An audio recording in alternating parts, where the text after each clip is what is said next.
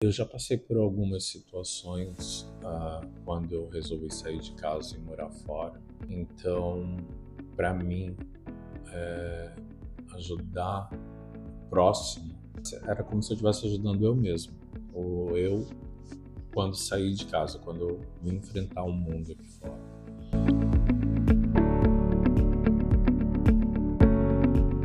Hoje eu vou contar para vocês uma história que aconteceu comigo depois que eu saí de casa, que aconteceu no meu segundo ano, acredito, segundo ano, quando eu já morava fora, quando eu já estava morando aqui onde eu tô.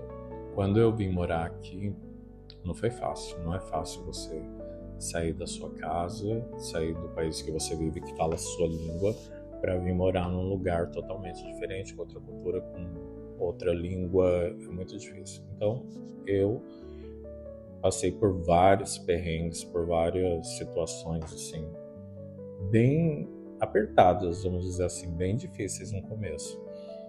Então eu sempre tive comigo que eu ia dar a volta por cima de uma certa forma e que eu ia mudar aquela situação de uma certa forma. E acabei conseguindo. Graças a Deus eu acabei conseguindo. Um dia minha irmã foi me ajudar no trabalho e ela estava com uma outra brasileira na época que trabalhava com a gente. Ela passou por ali e elas estavam conversando e o rapaz resolveu falar com elas. E aí ele falou que ele era brasileiro e que ele estava em situação de rua, que tinha acontecido um monte de coisa ruim com ele, que ele já tinha algum tempo que ele estava morando na rua. Aí minha irmã me ligou e falou: na hora que você estiver vindo pro ponto de ônibus para ir embora, fala com o rapaz que está deitado aqui no chão. Ele é brasileiro. Quando eu estava indo embora, eu passei por lá e ele estava lá deitado no chão, estava um frio danado. Aí eu parei, conversei com ele, só que eu estava muito atrasado e eu falei para ele, perguntei se ele já tinha comido alguma coisa e tal. Ele falou que não. Aí eu entrei numa loja que tinha bem perto ali de onde ele estava deitado. Eu fui, comprei comida, comprei suco. Eu me lembro que eu comprei algumas coisas e deixei um dinheiro para ele, para que se ele precisasse. Eu falei para ele, amanhã eu vou estar passando por aqui nesse mesmo horário, eu vou vir com mais tempo. Aí a gente senta e conversa. No outro dia eu voltei lá, ele me contou a história dele.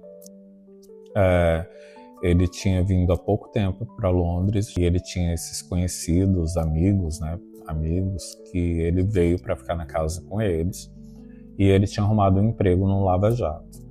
E ele estava trabalhando, com 2 meses que ele estava aqui, ele teve uma trombose, foi parar no hospital, ficou muito mal, não estava andando direito e teve que parar de trabalhar e não tinha como pagar o aluguel.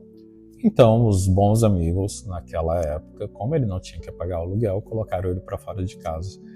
E foi como ele começou a morar na rua, como ele começou a dormir na rua. E aí ele me contou que estava sem dinheiro para comprar remédio, não falava inglês muito bem. Então ele estava ali na rua e algumas pessoas passavam e ajudavam. Então o que eu fiz? Eu falei, eu não tinha casa, na época eu também morava em uma casa dividida, eu não poderia oferecer para a pessoa, você pode ficar na minha casa, mas eu fiz o melhor que eu pude. Como eu já tinha passado por várias situações quando eu cheguei, 1 ano, 2 anos antes, então eu tentei de uma certa forma retribuir.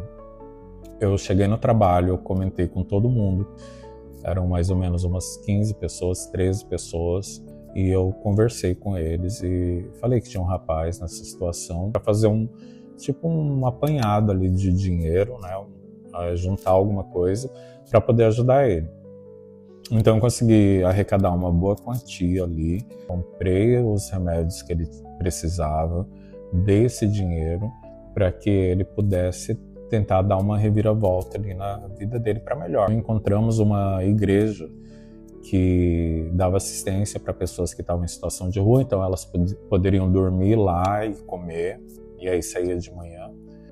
Continuei ali passando e durante a semana eu dava sempre algum dinheiro para ele jantar, para ele tomar café da manhã. E aí eu ia ter férias do trabalho, então eu não poderia ajudar quando eu estivesse de férias. Fui na loja, comprei um telefone para ele, era um telefone pré-pago e coloquei crédito para que se ele precisasse de alguma coisa nesse período que a gente estivesse de férias, que ele podia entrar em contato, podia mandar mensagem, que a gente tentava ajudar ele de alguma forma. E aí teve esse período de férias e ele ligou 1, 2 vezes para agradecer e tal. E aí passou o período de férias, ele estava tomando os medicamentos que a gente pôde comprar. Ele conseguiu arrumar um contrato de trabalho, começou a trabalhar e arrumou um lugar para morar. No próprio trabalho deixaram ele trabalhar e morar ali. Então ele conseguiu esse trabalho, que foi muito bom. E ele ligou para agradecer e muito obrigado, que a gente tinha ajudado ele a melhorar a vida dele e tal. E depois ele sumiu.